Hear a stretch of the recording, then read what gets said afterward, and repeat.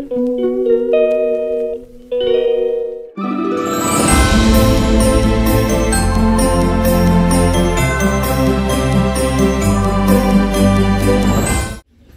loves! Welcome to my channel. Yan, tabo na to ang address.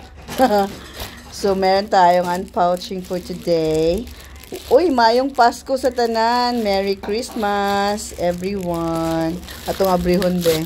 Meron akong bagong ito try. Kanina una dat. Thank you. So, ayan mga loves. Bumili na naman ako ng ganito. Yung aking favorite na Cocoa Berry Foaming Facial Wash. Face wash lang pala. And, meron siyang, kasi isang set yan, may pakapin. Pero, ito talaga ang itatry ko. Kaya pala, 95 pesos lang kasi maliit. 65 ml. Ang Cleanse and Glow Purifying Toner. Ayan. Sa hiyang pa rin yan siya. Mag-expire siya August 2026. Napakasimple lang ng ingredients. Vitamin E, rose water, cucumber.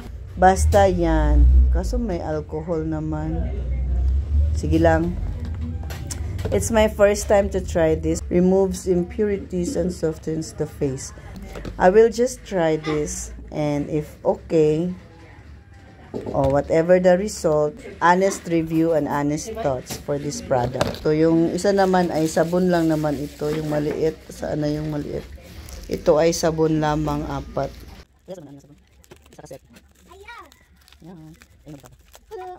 So, that's all mga loves for today's video. Hindi ko na alam kung anong day yung vlogmas na nag-stop ako.